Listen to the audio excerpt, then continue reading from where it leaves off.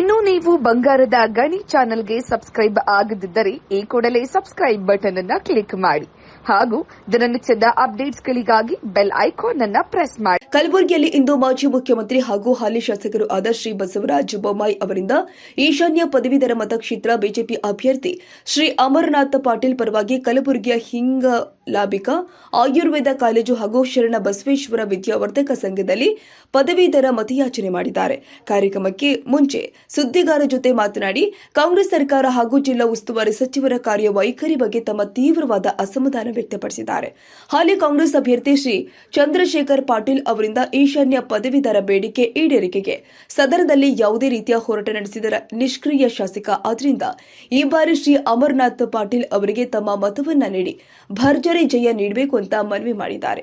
ಇನ್ನು ಕಾರ್ಯಕ್ರಮದಲ್ಲಿ ದೀಪವನ್ನ ಹಚ್ಚಿ ಚಾಲನೆ ಕೊಟ್ಟಿದ್ದಾರೆ. ಈ ಸಮಯದಲ್ಲಿ ಶಾಸಕ ಶ್ರೀ ಶಶಿಲಾ ನಮೋಶಿ, ಸಂಸದ ಶ್ರೀ ಉಮೇಶ್ ಜಾಧವ್, ಶ್ರೀ ಸುರೇಶ್ ಬುಲೆ, ನಂತರ ಮಾಜಿ ಮುಖ್ಯಮಂತ್ರಿ ಶ್ರೀ ಬಸವರಾಜ ಬೊಮ್ಮಾಯಿ ಮಾತನಾಡಿ ಈ ಬಾರಿ ಶ್ರೀ ಅಮರನಾಥ್ ಪಾಟೀಲ್ ಅವರಿಗೆ ತಮ್ಮ ಮತವನ್ನ ನೀಡಿ ಪ್ರಚಂಡ ಬಹುಮತದಿಂದ ಆರಿಸಿ ಕಳುಹಿಸಬೇಕು ಅಂತ ಮನವಿ ಮಾಡಿದ್ದಾರೆ. ವೇದಿಕೆಯಲ್ಲಿ ಶಾಸಕರು ಆದ ಶ್ರೀ ಬಿಜಿ ಪಾಟೀಲ್, ಸುನಿಲ್ ವಲ್ಲಯ್ಯಪುರಿ, ಬಸವರಾಜ್ ಮುತ್ತಿಮುದ, ರಾಜ್ಕುಮಾರ್ ಪಾಟೀಲ್, ಶಿವರಾಜ್ ಪಾಟೀಲ್, ಚಂದು ಪಾಟೀಲ್, ಅಪ್ಪು ಗೌಡ, ಅವಿನಾಶ್ ಜಾಧವ್, ಸುರೇಶ್ ಸಜ್ಜನ್, ವಿದ್ಯಾಸಾಗರ ಕಲಕುರ್ಣಿ ಹೀಗೆ ಅನೇಕ ಬಿಜೆಪಿ ನಾಯಕರು ಹಾಜರಿದ್ದರು. ನಂತರ ಶ್ರೀ ಶರಣ ಬಸವೇಶ್ವರ ವಿದ್ಯಾಸಂಸ್ಥೆಯ ಪೂಜ್ಯ ಶ್ರೀ ದೊಡ್ಡಪ್ಪ ಅಪ್ಪ ಸಭಾಮಠದಲ್ಲಿ ನಡೆದ ಸಭೆಯಲ್ಲಿ ಮಾಜಿ ಮುಖ್ಯಮಂತ್ರಿ ಶ್ರೀ ಬಸವರಾಜ ಬೊಮ್ಮಾಯಿ ಮತಯಾಚನೆ ಮಾಡಿದ್ದಾರೆ. ವೇದಿಕೆಯಲ್ಲಿ ಸಂಸ್ಥೆಯ ಕಾರ್ಯದರ್ಶಿ ಶ್ರೀ ಬಸವರಾಜ ದೇಶಮುಖ, ಜೆಡಿಎಸ್ ಜಿಲ್ಲಾ ಅಧ್ಯಕ್ಷ ಬಾಲರಾಜ ಗುತ್ತೇದಾರ್, ಮಾಜಿ ಶಾಸಕ ದೊಡ್ಡಪ್ಪ ಗೌಡ ಪಾಟೀಲ್ ಹಾಗೂ ಬಿಜೆಪಿ ನಾಯಕರು ಹಾಜರಿದ್ದರು. ಶಿವಕುಮಾರ್, ಎಸ್ಕೆ ಹಿರೇಮಠ, ಕಲಬುರಗಿ, ಬಂಗಾರದ ಗಣಿ ನ್ಯೂಸ್.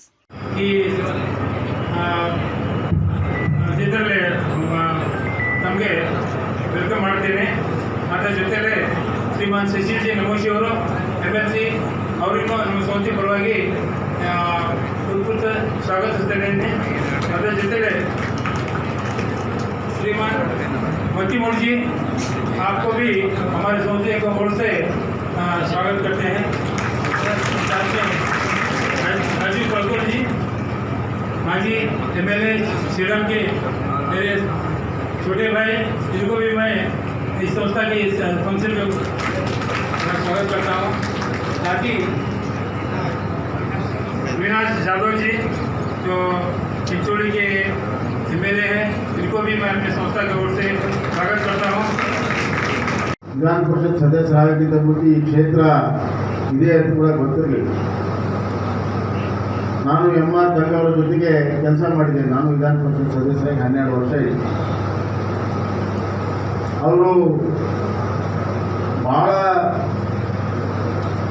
ಅತ್ಯಂತ ಮೇಧಾವಿಗಳು, ಬುದ್ಧಿವಂತರು ಮತ್ತು ಹಾರ್ಡ್ ವರ್ಕಿಂಗ್, ಹೋಮ್ವರ್ಕನ್ನು ಸಂಪೂರ್ಣವಾಗಿ ಮಾಡ್ಕೊಂಡು ಬರ್ತಿದ್ರು. ವಿಶೇಷವಾಗಿ ಕಲ್ಯಾಣ ಕರ್ನಾಟಕದ ಬಗ್ಗೆ ಬಹಳ ದೊಡ್ಡ ಧ್ವನಿ MR ತಂಗವರಾಗಿದೆ. ಅಂತ ಒಂದು ಪ್ರತಿನಿಧಿತ್ವ ಕಲ್ಯಾಣ ಕರ್ನಾಟಕಕ್ಕೆ ಬೇಕಾಗಿದೆ ಅಂತ ನನ್ನ ಭಾವನೆ. ಅವರು ಇಲ್ಲಿಯ ಸಮಸ್ಯೆಗಳನ್ನು ಎಳೆಯಾಗಿ ಬಿಡಿಸಿದಾಗ ಆಡಳಿತ ಪಕ್ಷದ ಯಾರೇ ಇದ್ದರೂ ಕೂಡ ಕೂಡಲೇ ಅದಕ್ಕೆ ಪರಿಹಾರವನ್ನು ಕೊಡಬೇಕನ್ನುವಂಥ ಒಂದು ಭಾವನೆ ಬರುವ ರೀತಿಯಲ್ಲಿ ಅವರು ಪ್ರತಿಬಿಂಬಿಸ್ತಾ ಇದ್ದಾರೆ. ಅದು ನಮ್ಮ ಭಾರತೀಯ ಜನತಾ ಪಕ್ಷ ಡಾಕ್ಟರನ್ನು ಅವರೇನು ವೃತ್ತಿಯಲ್ಲಿ ರಾಜಕಾರಣಿಗಳಲ್ಲ, ಆದರೆ ಅವ್ರನ್ನ ಇಟ್ಕೊಂಡು ಬಂದು ಯೋಗ್ಯರಿದ್ದೀರಿ ಅಂತ ಮಾಡಿದರು. ಬಸವರಾಜ ಪಾಟೀಲ್ ಸೇಡಂ ಅವರು ಪ್ರತಿನಿಧಿಸಿದರು. ಅತ್ಯಂತ ತತ್ವ ಸಿದ್ಧಾಂತದಿಂದ ಕೆಲಸ ಮಾಡುವಂಥವರು. ಮಸ್ಕಿಯವರು ಅವರು ಕೂಡ ಬಹಳಷ್ಟು ವಿಷಯಗಳನ್ನು ತಿಳ್ಕೊಂಡಿದ್ದರು. ತದನಂತರ ಅಮರನಾಥ್ ಪಾಟೀಲರು ನನಗೆ ನೆನಪಿದೆ, ನಾನು ವಿಧಾನ ಪರಿಷತ್ ಸದಸ್ಯರಿದ್ದಾಗ ಅವರಿದ್ದರು. ನಮ್ಮ ನಾವೆಲ್ಲ ಒಟ್ಟಿಗೆ ಇತ್ತು. 371 ಎ ಬಗ್ಗೆ, ಅದರ ಇಂಪ್ಲಿಮೆಂಟೇಷನ್ ಬಗ್ಗೆ ಅತ್ಯಂತ ಪರಿಣಾಮಕಾರಿಯಾಗಿ ಚರ್ಚೆ ಮಾಡಿದ್ದು ಒಂದು ಅಮರನಾಥ್ ಪಾಟೀಲ್ ಅವರು ನಮೋಜಿಯವರು ಅಂತ ನಾನು ಹೇಳಕ್ಕೆ ಕೊಡ್ತೀನಿ. ವಿಧಾನ ಪರಿಷತ್ ನಾನು ಮುಖ್ಯಮಂತ್ರಿ ಇದ್ದಾಗಲೂ ಕೂಡ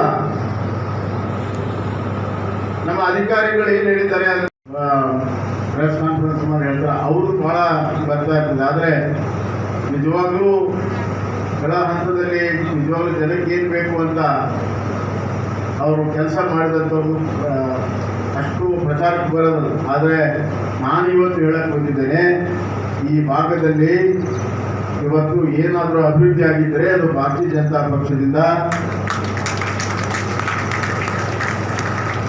ಈ ಗ್ರಾಜ್ಯುಯೇಟ್ ಕ್ಷೇತ್ರ ಕ್ಷೇತ್ರದಲ್ಲಿ ನಮೋಜಿ ಮತ್ತು ಅಮರನಾಥ್ ಪಾಟೀಲ್ ಜೊತೆಗೆ ಅಪ್ಪುಗೌಡರು ಕಲ್ಯಾಣ ಕರ್ನಾಟಕ ಅಭಿವೃದ್ಧಿ ಮಂಡಳಿಯ ಅಧ್ಯಕ್ಷರಾಗಿ, ನಮ್ಮ ರಾಜ್ಕುಮಾರ್ ಅವರು DCC ಬ್ಯಾಂಕಿನ ಅಧ್ಯಕ್ಷರಾಗಿ, ಮತ್ತಿಗೌಡರು ಈ ಭಾಗದ SC ST ವರ್ಗದ ಧ್ವನಿಯಾಗಿ ಶಾಸಕರಾಗಿ, ಚಂದು ಪಾಟೀಲ್ ಒಬ್ಬ ಯಶಸ್ವಿ ಉದ್ಯಮಿಯಾಗಿ, BG ಪಾಟೀಲ್ ವಿಧಾನ ಪರಿಷತ್ ಸದಸ್ಯರಾಗಿ, ಮತ್ತು ಎಲ್ಲಕ್ಕಿಂತ ಹೆಚ್ಚಾಗಿ ದಿಲ್ಲಿಯಲ್ಲಿ ನಮ್ಮ ಯಾದವ್ ನಿರಂತರವಾಗಿ ಧ್ವನಿಯನ್ನು ಎತ್ತಿರುವುದನ್ನು ತಾವೆಲ್ಲ ಗಮನಿಸಬೇಕು. ಈ ಮಾತನ್ನು ಯಾಕೆ ಹೇಳ್ತೀನಿ ಅಂದರೆ, ಹಿಂದೆ ಕಾಂಗ್ರೆಸ್ನಿಂದ ಆಯ್ಕೆಯಾದಂಥ ಎಲ್ಲ ಜನಪ್ರತಿನಿಧಿಗಳು ಯಾರೂ ಕೂಡ ಕಲ್ಯಾಣ ಕರ್ನಾಟಕದ ಬಗ್ಗೆ ಚಿಂತನೆಯನ್ನು ಮಾಡಲಿಲ್ಲ, ಅಭಿವೃದ್ಧಿಯನ್ನು ಮಾಡಲಿಲ್ಲ, ಇಲ್ಲಿ ಎಜುಕೇಷನ್ ಬಗ್ಗೆ ಚಿಂತನೆಯನ್ನು ಮಾಡಲಿಲ್ಲ. ಸಾಕಷ್ಟು ಎಜುಕೇಷನನ್ನು 25-30 ವರ್ಷದಿಂದ ಸರ್ಕಾರ ಮಾಡಿದರೆ ಈ ಭಾಗದ ಚಿತ್ರವೇ ಬದಲಾವಣೆ ಆಗ್ತದೆ. ಆ ಕೆಲಸ ಆಗಿಲ್ಲ. ಅದರ ಕಾಯಿದೆಗಳನ್ನ ಇಂಗ್ಲಾಂಬಿಕಾ ಸಂಸ್ಥೆ ಅಂತವರು ಖಾಸಗಿಯಾಗಿ ಈ ಭಾಗದ ಎಜುಕೇಷನನ್ನು, ಈ ಭಾಗದ ಶಿಕ್ಷಣವನ್ನು ಅಭಿವೃದ್ಧಿ ಮಾಡೋದಕ್ಕೆ ಅವರು ತಮ್ಮ ಹೆಗಲ ಮೇಲೆ ತಗೊಂಡು ಸುಮಾರು 25 ವರ್ಷದಿಂದ ಇಂಥ ಹಲವಾರು ಶಿಕ್ಷಣ ಸಂಸ್ಥೆಗಳು ಕಲ್ಯಾಣ ಕರ್ನಾಟಕದಲ್ಲಿ ಕೆಲಸ ಮಾಡ್ತಾ ಇದೆ. ಮಠ ಮಾನ್ಯಗಳಿಂದ ನಡೆಯುವಂಥ ಶಿಕ್ಷಣ ಸಂಸ್ಥೆ ಇರ್ಬೋದು, ಜನ ಸಮುದಾಯದಿಂದ ಬಂದಂಥ ಇಂಥ ಶಿಕ್ಷಣ ಸಂಸ್ಥೆಗಳು ಸರ್ಕಾರ ಮಾಡುವಂಥ ಕೆಲಸವನ್ನು ಇವತ್ತು ಅವರು ಮಾಡಿದ್ರಿಂದ ಇವತ್ತು ಏನಾದರೂ ನಾವು ಈ ಭಾಗದಲ್ಲಿ ಶಿಕ್ಷಣ ನೋಡಿದರೆ ಅದು ಈ ಖಾಸಗಿ ವಲಯಕ್ಕೆ ಬಹಳ ದೊಡ್ಡ ಕೊಡುಗೆ ಇದೆ ಅನ್ನುವಂಥ ಮಾತನ್ನು ನಾನು ಹೇಳಿದ್ದೆ. ಮತ್ತು ಶಿಕ್ಷಣಕ್ಕೆ ಆಗಿ ಬರೋದು ಸುತರಾಮ್ ಆಗಿ ಬರೋದಿಲ್ಲ. ಯಾವಾಗ ಕಾಂಗ್ರೆಸ್ ಸರ್ಕಾರ ಬರ್ತದೆ, ಶಿಕ್ಷಣ ಬಹಳ ಕೆಳಮಟ್ಟಕ್ಕೆ ಹೋಗುತ್ತೆ. ಅವ್ರ ಕಾಲದಲ್ಲಿ ಏನಾಯಿತು ಇದೆ, PUC ಪ್ರಶ್ನೆ ಪತ್ರಿಕೆ ಲೀಕ್ ಆಯಿತು, B.Ed ಪ್ರಶ್ನೆ ಪತ್ರಿಕೆ ಲೀಕ್ ಆಯಿತು. ಯಾವ ಎಕ್ಸಾಮಿನೇಷನ್ ತೊಗೊಂಡ್ರೆ ಎಲ್ಲ ಲೀಕ್ ಆಗ್ತದೆ.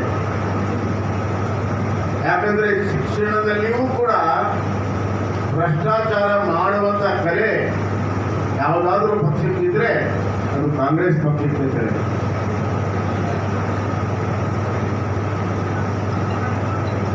ಈ ವರ್ಷ ಬಜೆಟ್ನಲ್ಲಿ ಶಿಕ್ಷಣಕ್ಕೆ ನಾವು ಇಟ್ಟಂತ ಹಣದ ಇವತ್ತು ಬಜೆಟ್ನಲ್ಲಿ ಕಮ್ಮಿ ಮಾಡಿದೆ. ನಮ್ಮ ಸರ್ಕಾರ ಇದ್ದಾಗ 9,000 ಶಾಲಾ ಕೊಠಡಿಗಳನ್ನು ಕಟ್ಟಬೇಕು ಅಂತ ತೀರ್ಮಾನ ಮಾಡಿ, ಕಲ್ಯಾಣ ಕರ್ನಾಟಕ ಒಂದರಲ್ಲೇ ಸುಮಾರು 2,450 ಶಾಲಾ ಕೊಠಡಿಗಳನ್ನು ಕಟ್ಟೋದಕ್ಕೆ ನಾವು ಪ್ರಾರಂಭ ಮಾಡಿದ್ವಿ. ಅದರಲ್ಲಿ ಅರ್ಧದಷ್ಟು ಪೂರ್ಣ ಆಗಿದೆ. ವಿವೇಕ್ ಅನ್ನುವಂಥ ಹೆಸರಿಟ್ಟು, ವಿವೇಕ್ ಅಂತ ಹೆಸರಿಟ್ಟಿದ್ದು ವಿವೇಕಾನಂದ ಹೆಸರಲ್ಲಿ ವಿವೇಕ್ ಅಂತ ಇಟ್ಟಿದ್ದು, ಅದಕ್ಕೂ ಕೂಡ ಅಬ್ಜೆಕ್ಷನ್ ಮಾಡಿದರು. ವಿವೇಕ ಅಂದರೆ ಜ್ಞಾನ, ಆದ್ರೆ ಆ ಜ್ಞಾನದ ಪ್ರತಿರೂಪ ಆದಂಥ ವಿವೇಕಾನಂದರ ಹೆಸರನ್ನು ಇಟ್ಟರೂ ಕೂಡ ಅದಕ್ಕೂ ವಿರೋಧ ಮಾಡುವಂಥ ಮಾನಸಿಕತೆ ಕಾಂಗ್ರೆಸ್ನಲ್ಲಿದೆ. ಇವತ್ತು ಆ 9,000 ಕೊಠಡಿಗಳಲ್ಲಿ ಅರ್ಧಕ್ಕಿಂತ ಹೆಚ್ಚು ಕೊಠಡಿಗಳ ಪೂರ್ಣ ಆಗಿಲ್ಲ ಅಂತ ಮುಗಿಸ್ಬೇಕಾಗಿದೆ. 1 ವರ್ಷದಿಂದ 1 ನ್ಯಾಯ ಪತ್ರ. ಎರಡನೇದಾಗಿ ಟೀಚರ್ ರಿಕ್ರೂಟ್ಮೆಂಟ್ ಫೈನಲ್ ಮಾಡಿದ್ವಿ, ಆದೇಶ ಕೊಡಬೇಕಾಗಿತ್ತು. ಅದರ ಗೊಂದಲಮಯ ಮಾಡಿದ್ರು. ಅದರಲ್ಲಿ 5,000 ಶಿಕ್ಷಕರು, 15,000ರಲ್ಲಿ 5,000 ಶಿಕ್ಷಕರು ಕಲ್ಯಾಣ ಕರ್ನಾಟಕದಲ್ಲಿ ನಾವು ನಿಲ್ತೀವಿ. ಯೋಚನೆ ಮಾಡಿ, 1 ವರ್ಷದಿಂದ 5,000 ಶಿಕ್ಷಕರು ಕಲ್ಯಾಣ ಕರ್ನಾಟಕಕ್ಕೆ ಬಂದರೆ ಶಿಕ್ಷಣಕ್ಕೆ ಯಾವ ದೊಡ್ಡ ಶಕ್ತಿ ಬರ್ತಿತ್ತು. ಇವತ್ತು 5,000 ಶಿಕ್ಷಕರ ಕೊರತೆಯಿಂದ ಇಲ್ಲಿ ಶಾಲೆಗಳು ನಡೀತಾ ಇದೆ. ಒಂದು ಸ್ಥಿತಿಗೆ ಅವ್ರು ತಂದಿಟ್ರು, ಆದರೆ ಅದನ್ನ ಹೊಡೆದು ಹಾಕಿ ಆ ಅಪಾಯಿಂಟ್ಮೆಂಟ್ಸ್ ಕೂಡ ಕಂಟಿನ್ಯೂ ಮಾಡಿದಂಥ ಶ್ರೇಯಸ್ಸನ್ನ ಭಾರತೀಯ ಜನತಾ ಪಕ್ಷಕ್ಕೆ ಹೋಗುತ್ತೆ ಅಂತ ನಾನು ಘಟ್ಟಾಘೋಷವಾಗಿ ಹೇಳಲಿಕ್ಕೆ ಇಚ್ಛೆಪಡ್ತೇನೆ. ಬೊಮ್ಮಾಯಿ ಅವರು ಕೂಡ ಯಾವುದೇ ನಮ್ಮ ರಿಪ್ರೆಸೆಂಟೇಷನ್ ಅನ್ನ ಈ ಕ್ಷೇತ್ರಕ್ಕಾಗಿ ಪದವೀಧರಿಗಾಗಿ ಮೊನ್ನೆ ತಾನೇ ನಾವು ನೋಡಿದ್ದೇವೆ. ಅವ್ರು ಯಾವತ್ತೂ ಅದರ ಪರವಾಗಿ ನಿಂತಿದ್ದಾರೆ. ನಾವು ಗ್ರಾಜುಯೇಟ್ಸ್ಗೆ ಸ್ಟೈಪಂಡ್ ಕೊಡ್ತೀವಿ ಅಂತಂದೇನು ಕಾಂಗ್ರೆಸ್ ಪಕ್ಷ ಆ ಗ್ಯಾರಂಟಿನಲ್ಲಿ ಒಂದು ಗ್ಯಾರಂಟಿ ಆಗಿತ್ತು. ಎಲ್ಲ ಪದವೀಧರರು ನಮಗೂ ಕೂಡ ಜಾಬ್ ಇದ್ದವರಿಗೆ ಇವತ್ತು ಸ್ಟೈಪಂಡ್ ಬರುತ್ತೆ ಅಂತ ನಂದು ಬಹುಶಃ ಮತ ಹಾಕಿದ್ದಾರೆ. ಆದರೆ ಈ ಕಾಂಗ್ರೆಸ್ ಪಕ್ಷ ನಾವು ನೋಡ್ತೀವಿ ಅದನ್ನ ಯಾವ ರೀತಿ ಅದನ್ನ ನಡ್ಕೊಂಡಿದ್ದಾರೆ. ಇದು ಸುಳ್ಳು ಹೇಳೋದು ಅಂತದ್ದು ಈ ಗ್ಯಾರಂಟಿಗಳ ಮುಖಾಂತರ ಮಾನ್ಯ ಕಾಂಗ್ರೆಸ್ ಪಕ್ಷ ನಡೆದಿದೆ. ರಾಜು ಗೌಡ್ರೆ,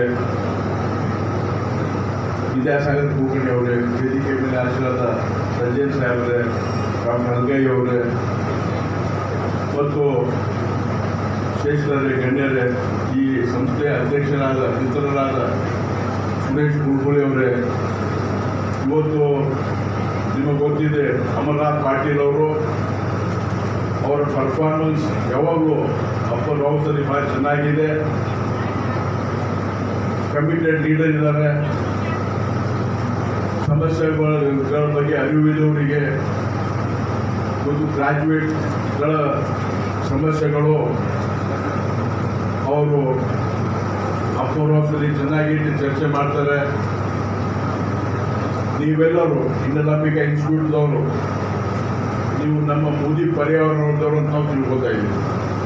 ಮೋದಿಜಿಯವ್ರ ಪರಿವಾರದವರಿದ್ದೀರಿ ನೀವು. ಇವತ್ತು ನಿಮ್ಮ ಸಂಸ್ಥೆ ದೇಶದ ಬಗ್ಗೆ ಚಿಂತನೆ ಮಾಡುವ ಸಂಸ್ಥೆಯು. ನಾನು ಭಾಳ ಹತ್ತಿರದಿಂದ 15-20 ವರ್ಷದಿಂದ ನೋಡ್ಕೊಂಡು ಬರ್ತಾ ಇದ್ದೀನಿ. ಸುರೇಶ್ ಕುಲ್ಕುಳಿ ಅವರ ಟೀಮು ಭಾಳ ಒಳ್ಳೆ ಕೆಲಸ ಮಾಡ್ತಾ ಇದೆ. ದೇಶದ ಬಗ್ಗೆ, ಜನರ ಬಗ್ಗೆ ವಿಚಾರ ಮಾಡ್ತದೆ. ಅದಕ್ಕೆ ನಾನು ಒಬ್ಬ ವೈದ್ಯನಾಗಿ, ನೀವೆಲ್ಲರೂ ವೈದ್ಯರಾಗಿದ್ದೀರಿ, ನಿಮಗೆ ಕೈ ಜೋಡಿಸಿ ವಿನಂತಿ ಮಾಡ್ತೀವಿ. ಅಮರನಾಥ್ ಪಾಟೀಲ್ ಅವರಿಗೆ ಫಸ್ಟ್ ಪ್ರಿಫರೆನ್ಷಿಯಲ್ ವೋಟ್ ಹಾಕಿ ಪ್ರಚಂಡ ಬಹುಮತದಿಂದ ಗೆಲ್ಲಿಸಬೇಕಂತೇಳಿ ನಾನು ವಿನಂತಿ ಮಾಡ್ತೀನಿ. ಈ ಕ್ಷೇತ್ರ ಭಾಳ ಮಹತ್ವದ ಕ್ಷೇತ್ರ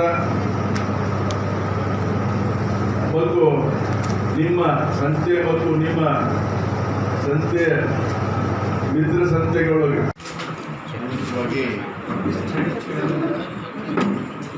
ನಾನು ಇವತ್ತು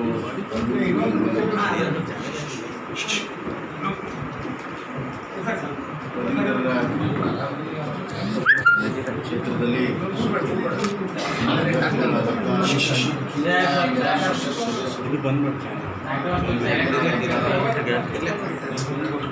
ಅಮರನಾಥ್ ಪಾಟೀಲ್ ಅವರು ಬಿಜೆಪಿ ಅಭ್ಯರ್ಥಿಯಾಗಿ ಸ್ಪರ್ಧೆ ಮಾಡ್ತಾ ಇದ್ದಾರೆ.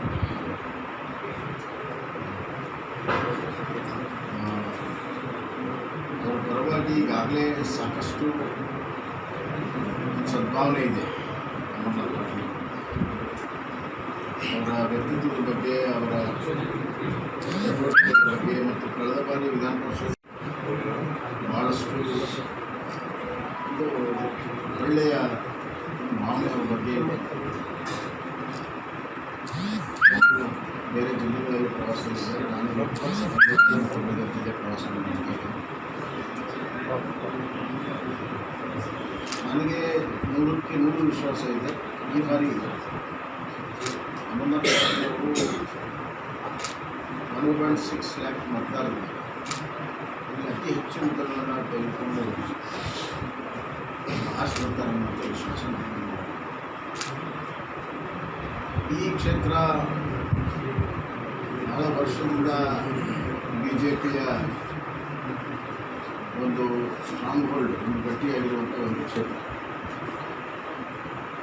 ನಮ್ಮ ಹಿರಿಯರಾದಂಥ ದಿವಂಗತ ತಂಗಾ ಸಾಹೇಬರು ಮತ್ತು ತಂಗಾ ಅವರು ಈ ಕ್ಷೇತ್ರವನ್ನು ಪ್ರತಿನಿಧಿಸ್ತಿದ್ರು. ಬಸವರಾಜ ಪಾಟೀಲ್ ಶ್ರೀಡಮ್ ಅವರು ಪ್ರತಿನಿಧಿಸ್ತಿದ್ರು.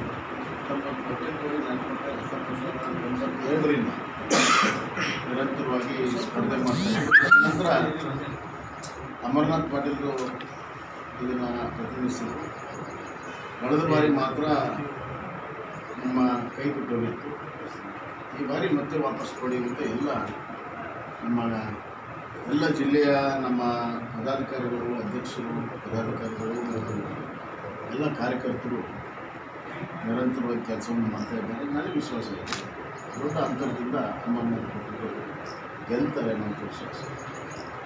ಇದಕ್ಕೆ ಇನ್ನೊಂದು ಪುಷ್ಟಿ ಕೊಡುವಂಥದ್ದು ಏನು ಮೊನ್ನೆ ನಡೆದಂಥ ಪಾರ್ಲಿಮೆಂಟ್ ಚುನಾವಣೆ ಇನ್ನೂ ರಿಸಲ್ಟ್ ಬಂದಿಲ್ಲ. ಆದರೆ ಈ ಭಾಗದಲ್ಲಿ ಜನಸಾಮಾನ್ಯರು, ರೈತರು, ವಿದ್ಯಾರ್ಥಿಗಳಿದ್ದಾರೆ. ಅದರಲ್ಲಿ ಹಲವಾರು ಅಂತಾರಾಷ್ಟ್ರೀಯ ಮಟ್ಟದ ಶಿಕ್ಷಣಕ್ಕೆ ಅನುಗುಣವಾಗಿರುವಂಥ ಇವತ್ತು ಕ್ರಮಗಳನ್ನು ನಾವು ತೆಗೆದುಕೊಂಡಿದ್ದೀವಿ ಮತ್ತು ಹೊಸ ಶಿಕ್ಷಣ ನೀತಿಯಲ್ಲಿ ಕನ್ನಡಕ್ಕೆ ಅತಿ ಹೆಚ್ಚು ಪ್ರಾಧಾನ್ಯ ಕೊಟ್ಟಿದ್ದೀವಿ. ಇವನ್ ಇಂಜಿನಿಯರಿಂಗ್ ಮತ್ತು ಪ್ರೊಫೆಷನಲ್ ಕೋರ್ಸಸ್ ಕೂಡ ಕನ್ನಡದಲ್ಲೇ ಬರಿಬೋದು ಮತ್ತು ಪಾಸ್ ಆಗ್ಬೋದು ಅಂತ ನಾವು ಕೊಟ್ಟಿದ್ದೀವಿ. ಕೇವಲ ರಾಜಕೀಯ ಕಾರಣಕ್ಕಾಗಿ ಅದನ್ನು ರದ್ದು ಮಾಡಿದ್ದಾರೆ. ಹೊಸದು ರದ್ದು ಮಾಡಿದ್ದಾರೆ ಅಂದರೆ ಪೂರ್ತಿ ರದ್ದು ಮಾಡಿಲ್ಲ. SCP ಅಂತಂದರೆ ಹೊಸ SCP ಏನಿದೆ ಅಂತ ಇವತ್ತು ನಮ್ಗೆ ಗೊತ್ತಿಲ್ಲ. ಒಂದರದ ಗೂಡನ್ನು ಇಡೀ ಶಿಕ್ಷಣ ವಲಯ ಇವತ್ತು ಕಾಂಗ್ರೆಸ್ ಸರ್ಕಾರ ಮಾಡಿದ್ದರಿಂದ ಪ್ರಜ್ಞಾವಂತರು, ಪದವೀಧರರು, ಶಿಕ್ಷಣಕ್ಕೆ ಸಂಬಂಧಪಟ್ಟಂಥ ಟೀಚರ್ಸು ಎಲ್ಲರೂ ಕೂಡ ಈ ಸರ್ಕಾರದ ಬಗ್ಗೆ ಬೇಸತ್ತಿದ್ದಾರೆ. ಒಂದು ಗಟ್ಟಿಯಾದಂಥ ಒಂದು ಧ್ವನಿ ವಿಧಾನ ಪರಿಷತ್ನಲ್ಲಿ ಎಲ್ಲ ವಿಚಾರಗಳನ್ನು ಪ್ರತಿಪಾದಿಸಬೇಕು ಅಂತ ಇವತ್ತು ಎಲ್ಲೆಡೆ ಗಮನ ಕೊಡ್ತಾ ಇದ್ದಾರೆ. ವಿಶೇಷವಾಗಿ ಅಮರನಾಥ್ ಪಾಟೀಲ್ ಇದರಲ್ಲಿ ಸಾಕಷ್ಟು ತಿಳ್ಕೊಂಡವರಾಗಿದ್ದಾರೆ. ಅಲ್ಲಿರೋದ್ರಿಂದ ಅವರಿಗೆ ದೊಡ್ಡ ಪ್ರಮಾಣದ ಗಮನ ಸಿಗುತ್ತೆ ಅನ್ನುವಂಥ ವಿಶ್ವಾಸ. ದಿನನಿತ್ಯ ಕೆಲಸ ಮಾಡುವಂಥ ಕೂಲಿಕಾರರಿರ್ಬೋದು, ಹೆಣ್ಮಕ್ಕಳು, ಯುವಕರು ಮತ್ತು ವಿಶೇಷವಾಗಿ ಪರಿಶಿಷ್ಟ ಜಾತಿ, ಪರಿಶಿಷ್ಟ ಪಂಗಡ ಮತ್ತು ಹಿಂದೂ ವರ್ಗದ ಜನ ಈ ಬಾರಿ ದೊಡ್ಡ ಪ್ರಮಾಣದಲ್ಲಿ ಬದಲಾವಣೆಯನ್ನು ಮಾಡಿದ್ದಾರೆ. ಆಡಳಿತ ಪಕ್ಷ ಕಾಂಗ್ರೆಸ್ ಇದ್ದರೂ ಕೂಡ ಇಡೀ ದೇಶದಲ್ಲಿ ನರೇಂದ್ರ ಮೋದಿಯವರಿಗೆ ದೊಡ್ಡ ಪ್ರಮಾಣದ ಏನು ಬೆಂಬಲ ವ್ಯಕ್ತಪಡಿಸ್ತಾ ಇದ್ದಾರೆ. ಆ ಹಿನ್ನೆಲೆಯಲ್ಲಿ ಕಲಬುರಗಿ ಮತಕ್ಷೇತ್ರದಲ್ಲೂ ಕೂಡ ಯಾವುದೇ ರೀತಿ ಹಿಂದಿಲ್ಲ. ಅದರ ಒಂದು ಪ್ರಭಾವ ಕೂಡ ಈ ಚುನಾವಣೆ ಮೇಲೆ ಆಗುತ್ತೆ ಅನ್ನುವಂಥ ವಿಶ್ವಾಸ. ಮತ್ತೊಂದು ಕಾರಣ, ಈ ಒಂದು ವರ್ಷದಲ್ಲಿ ರಾಜ್ಯ ಸರ್ಕಾರ ಶಿಕ್ಷಣವನ್ನು ಸಂಪೂರ್ಣವಾಗಿ ಕಡೆಗಣಿಸಿದ ಅಷ್ಟೇ ಅಲ್ಲ, ಹದಗೆಡಿಸಿದೆ. ಮೊಟ್ಟ ಮೊದಲನೇದಾಗಿ ನಾನು ಮುಖ್ಯಮಂತ್ರಿ ಇದ್ದಾಗ ವಿವೇಕ್ ಅನ್ನುವಂಥ ಯೋಜನೆಯಲ್ಲಿ ಸುಮಾರು 9,000 ಕೊಠಡಿಗಳನ್ನು ಒಂದೇ ವರ್ಷದಲ್ಲಿ ಕಟ್ಟಬೇಕು ಅಂತೇಳಿ ಪ್ರಾರಂಭ ಮಾಡಿದ್ದೆ. ಸುಮಾರು 4,500 ಆಗಿದೆ. ಇವರು ಸರ್ಕಾರ ಬಂದ ಮೇಲೆ ಹಲವಾರು ಶಾಲಾ ಕೊಠಡಿಗಳು ಅರ್ಧಕ್ಕೆ ನಿಂತಿವೆ. ಅವುಗಳಿಗೆ ಹಣವನ್ನು ಒದಗಿಸಲಿಲ್ಲ. ಪ್ರಾಥಮಿಕ ಮತ್ತು ಮಾಧ್ಯಮಿಕ. ಎರಡನೇದಾಗಿ ಟೀಚರ್ಸ್ ರಿಕ್ರೂಟ್ಮೆಂಟ್ ಫೈನಲ್ ಮಾಡಿದ್ವಿ, ಅದನ್ನು ಕೂಡ ಗೊಂದಲಮಯ ಮಾಡಿದ್ವಿ. ಬಜೆಟಲ್ಲಿ ಅನುದಾನವನ್ನು ಕಡಿಮೆ, ಶಿಕ್ಷಣಕ್ಕೆ ಕಡಿಮೆ ಇಟ್ಟಿದ್ದಾರೆ, ನಮಗಿಂತ ಕಡಿಮೆ ಇದೆ.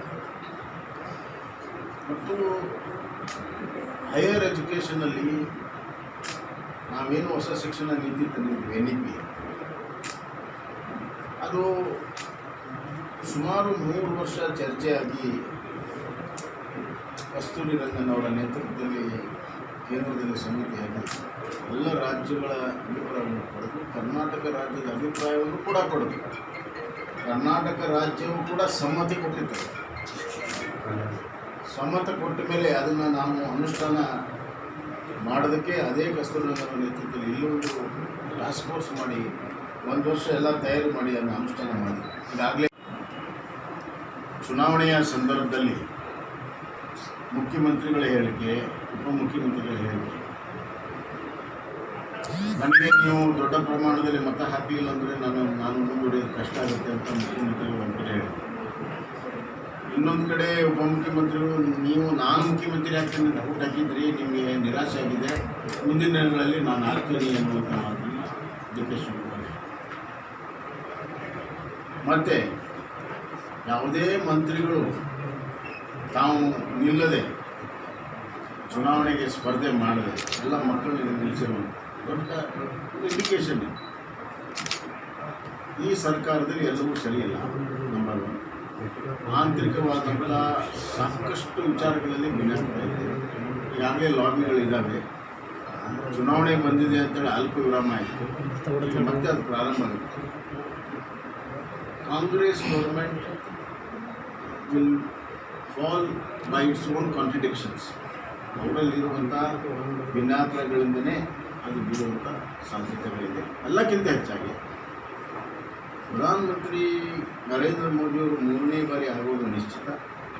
ಅದಾದ ಕೆಲವೇ ತಿಂಗಳಲ್ಲಿ ಆಲ್ ಇಂಡಿಯಾ ಕಾಂಗ್ರೆಸ್ನಲ್ಲಿ ಕೂಡ ಭಾಳಷ್ಟು ವ್ಯತ್ಯಾಸ ಇದೆ. ವರ್ಟಿಕಲ್ ಸ್ಪ್ಲಿಟ್ ಆದರೂ ಕೂಡ ಆಶ್ಚರ್ಯಪಡಬೇಕು. ಅದರ ಒಂದು ಪ್ರಭಾವ ಕೂಡ ಕರ್ನಾಟಕದಲ್ಲಿ. ಬಿಜೆಪಿ ಏನು ಅಜೆಂಡಾ ಏನು ನೆಕ್ಸ್ಟ್ ನಮ್ಮದೇ ಸರ್ಕಾರ ಅಸ್ಥಿರ ಆಗ್ತಂತ ಹೇಳ್ತಾ ಇದ್ರು. ಅಲ್ಲ, ನೋಡೋಣ, ಅಲ್ಲಿ ಡೆವಲಪ್ಮೆಂಟ್ ನೋಡಿ ಕಾದು ನೋಡ್ತಾ ಇದ್ದೀವಿ ಅಷ್ಟೇ.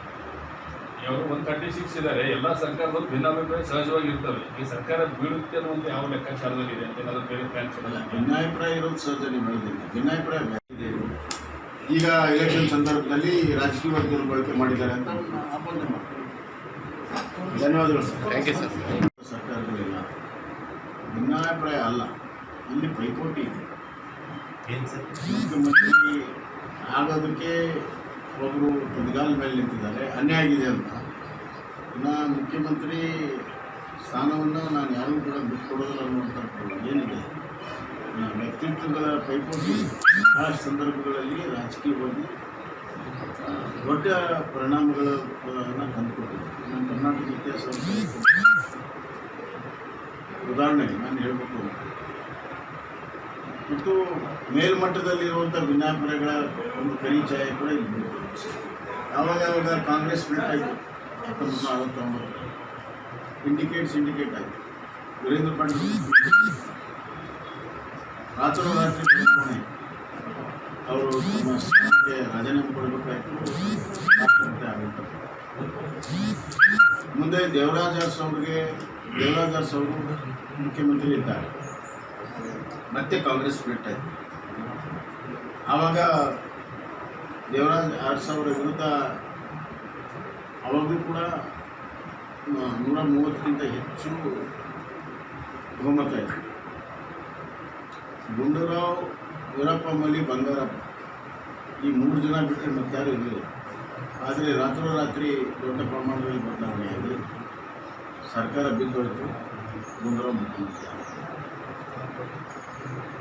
ಮುಂದೆ ಬಂಗಾರಪ್ಪ ಮುಖ್ಯಮಂತ್ರಿ ಆಗಿದ್ದು, ವೀರಪ್ಪ ಮೊಯ್ಲಿ ಮುಖ್ಯಮಂತ್ರಿ ನಮಗೆಲ್ಲ ಗೊತ್ತಿದೆ ಅಂತ ನಾನು ಭಾವಿಸ್ತೇನೆ. ಹೀಗಾಗಿ ನಂಬರ್ ಇಂಪಾರ್ಟೆಂಟ್ ಅಲ್ಲ, ಪೊಲಿಟಿಕಲ್ ಡೆವಲಪ್ಮೆಂಟ್. ಭಿನ್ನಾಭಿಪ್ರಾಯಕ್ಕಿಂತ ದೊಡ್ಡದಾಗಿರುವಂಥ ಪೊಲಿಟಿಕಲ್ ರಾಜಕೀಯ ಮಹತ್ವಾಕಾಂಕ್ಷೆ ರಾಜಕೀಯವಾಗಿ ಭಾಳ ದೊಡ್ಡ ದೂರಗಾಮಿ ಪರಿಣಾಮ. ರಾಜಕೀಯವಾಗಿ ಅದ್ರ ಬಗ್ಗೆ ನನಗೇನು ಅಷ್ಟು ಮಾಹಿತಿ ಇಲ್ಲ ಮತ್ತು ನನಗೆ ಅದನ್ನು ಪ್ರತಿಕ್ರಿಯೆ ಕೊಡೋಕ್ಕೆ ಸಾಧ್ಯ ಇಲ್ಲ. ಆದರೆ ರಾಜಕೀಯ ವಿಶ್ಲೇಷಣೆ ಮಾತ್ರ ಈ ಥರ ಇರುವಂಥದ್ದು ಭಾಳ ಜನಕ್ಕೆ ಗೊತ್ತಿರುವಂಥದ್ದು. ಜೂನ್ 4 ನಂತರ ವಿಜೇಂದ್ರ ಅವರೇ ಕುರ್ಚಿಯಲ್ಲಿ ಇರಂಗಿಲ್ಲ, ಅವ್ರ ಕುರ್ಚಿನೇ ಇರಲ್ಲ ಅಂತ ಪ್ರಿಯಾಂಕ ಖರ್ಗೆ ಹೇಳ್ತಾರೆ. ನಾವು ಸಹಜವಾಗಿ ನಾನು ಹೇಳ್ಬೇಕು, ನಿಮ್ಮ ಪ್ರಿಯಾಂಕ ಖರ್ಗೆ ಅವರು ಏನು ಸರ್ಟಿಫಿಕೇಟ್ ಕೊಡ್ತಾರೆ, ಯಾರಿರ್ತಾರೆ? ನಮ್ಮ ಪಕ್ಷದಲ್ಲಿ ಇವತ್ತು ಅವರು ರಾಜ್ಯ ಅಧ್ಯಕ್ಷರಿದ್ದಾರೆ, ಅವರ ನೇತೃತ್ವದಲ್ಲಿ ಪಾರ್ಲಿಮೆಂಟ್ ಚುನಾವಣೆ ಕೂಡ ಇದೆ. ಹೀಗಾಗಿ ಮುಂದುವರಿತಾರೆ. ಪ್ರಶ್ನೆ ಆದಾಗ ಪ್ರಶ್ನೆ ಆಡಳಿತ ಪಕ್ಷದಲ್ಲಿ ಏನಾಗ್ತಾ ಇರೋರು ಮಾಡೋದು, ಅವ್ರು ಆಡಳಿತ ಪಕ್ಷ ಇದ್ದಾರೆ. ಯಾಕಂದರೆ ರಾಜ್ಯದ ಜನತೆಗೆ ನೇರವಾಗಿ ಸಂಬಂಧ ಇರುವಂಥದ್ದು ಸರ್ಕಾರ. ಆಡಳಿತ ಪಕ್ಷದಲ್ಲಿ ಈ ಥರ ಒಂದು ಸಮರ ಇದ್ದಾಗ ಯಾವ ರೀತಿ ಆಡಳಿತ ಕೊಡೋಕ್ಕೆ ಸಾಧ್ಯ? ಈಗ 1 ವರ್ಷ ಮುಗಿಸಿದ್ದಾರೆ. ನೀವೇ ಹೇಳಿ, ಕಲ್ಯಾಣ ಕರ್ನಾಟಕಕ್ಕೆ ಏನಾದರೂ 1 ವರ್ಷದಲ್ಲಿ ಕೆಲಸಗಳನ್ನು ಪ್ರಾರಂಭ ಮಾಡಿದ್ದಾರೆ. ನಾವು ಇಟ್ಟಂಥ 5,000 ಕೋಟಿ ಕೂಡ, ನಾವು ಮೊದಲು ಬಿಟ್ಟ 3,000 ಕೋಟಿ ಕೂಡ ಇನ್ನೂ ಪೂರ್ಣ ಖರ್ಚು ಮಾಡಿಲ್ಲ. ನಾನಿದ್ದಾಗಲೇ ಟೆಂಡರ್ ಮಾಡಿ ಎಲ್ಲ ಮಾಡಿದಂಥ ಕೆಲಸಗಳನ್ನು ಪೂರ್ತಿ ಮಾಡಿಲ್ಲ. ಅದಕ್ಕೆ ಇವತ್ತು ಬಿಲ್ ಕೊಡೋಕ್ಕೆ ಸಾಧ್ಯ ಆಗಿಲ್ಲ ಅವರಿಗೆ. ಯಾವುದೋ 21-22 ನಾವು 22-23ಕ್ಕೆ 5,000 ಕೋಟಿ ಇಟ್ಟಿದ್ವಿ. ಅದನ್ನು ಮಾಡಲಿಲ್ಲ. ಅವರು ತಮ್ಮ ಬಜೆಟಲ್ಲಿ 5,000 ಅಂತ ಡಿಕ್ಲೇರ್ ಮಾಡಿದ್ರು. ಅದು ಇವತ್ತು ಕೆಲಸಗಳು ಪ್ರಾರಂಭ, ರಿಕ್ರೂಟ್ಮೆಂಟ್ ಆಗಿಲ್ಲ. ಕಲ್ಯಾಣ ಕರ್ನಾಟಕವನ್ನು ಈ ಸರ್ಕಾರ ಈ 1 ವರ್ಷದ ಆಡಳಿತದಲ್ಲಿ ಸಂಪೂರ್ಣವಾಗಿ ನಿರ್ಲಕ್ಷ್ಯ ಮಾಡಿದೆ. ಎಲ್ಲ ರಂಗದಲ್ಲೂ ನಿರ್ಲಕ್ಷ್ಯ ಮಾಡಿದೆ. ಅಲ್ಲಿ ಕರ್ನಾಟಕ ಕಲ್ಯಾಣ ಕರ್ನಾಟಕ ಅಭಿವೃದ್ಧಿ ಮಂಡಳಿ ಇದೇ ಇಲ್ಲೋ ಅಸ್ತಿತ್ವಕ್ಕೆ ಇದೇ ಇಲ್ಲ ಅನ್ನೋ ಮಟ್ಟಕ್ಕೆ ಇವತ್ತು ಕರ್ನಾಟಕದ ಆಡಳಿತ ನಡೀತಾ ಇದೆ. ಮುಖ್ಯಮಂತ್ರಿಗಳು ಒಂದು ರಿವ್ಯೂ ಮಾಡಿಲ್ಲ, ಕೆಲಸ ಕಾರ್ಯಗಳು ಏನಾಗಿದೆ ಅಂತ ಕೇಳಿಲ್ಲ, ಅಧಿಕಾರಿಗಳ ಸಭೆ ಆಗಿಲ್ಲ, ಶಾಸಕರ ಸಭೆ ಆಗಿಲ್ಲ, ಬಜೆಟ್ ಇಂಪ್ಲಿಮೆಂಟೇಷನ್ ಒಂದು ವರ್ಷ ಮುಗಿದೋಯ್ತು, ಏನಾಗಿದೆ ಅಂತ ಕೇಳಿಲ್ಲ. ಹಿಂದಿನ ಸರ್ಕಾರದಲ್ಲಿ ಕಲ್ಯಾಣ ಕರ್ನಾಟಕ ಭಾಗದ ಶಾಸಕರ ಸಚಿವ ಸ್ಥಾನನೇ ಇರಲಿಲ್ಲ. ಕಲಬುರಗಿ ದೊಡ್ಡ ಡಿಸ್ಟ್ರಿಕ್ಟ್ ಸಚಿವ ಸ್ಥಾನ ಇಂಪಾರ್ಟೆಂಟ್ ಅಲ್ಲ, ಕೆಲಸ ಇಂಪಾರ್ಟೆಂಟ್.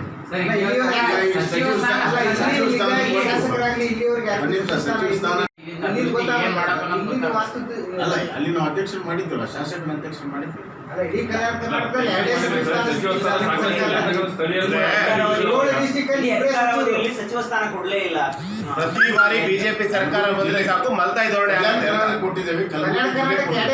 ಮಲ್ತಾಯಿ ಧೋರಣೆ ಆಗುತ್ತೆ ಈ ಭಾಗಕ್ಕೆ ಅಂತ.